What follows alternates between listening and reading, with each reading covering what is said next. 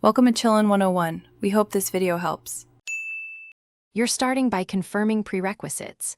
Sign into the same Apple ID on both devices and connect the Mac to reliable Wi-Fi and power. Next, on your iPhone, enable iCloud Photos under Settings Photos so uploads begin. On the Mac, open System Settings Apple ID iCloud and toggle Photos on. Make sure Download Originals to this Mac is selected only if you have enough space. Once done, give the devices time to authenticate and start syncing in the background. Now focus on the middle steps. Open the Photos app on your Mac and watch the status bar for importing and syncing progress. This tells you how many items remain. If syncing stalls, check iCloud storage in System Settings.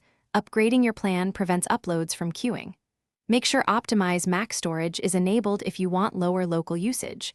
Otherwise, choose Download Originals to keep full res files locally.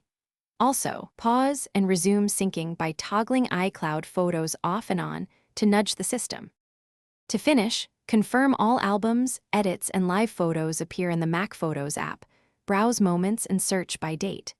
If anything is missing, restart both devices and sign out of iCloud, then sign back in. This often resolves hiccups.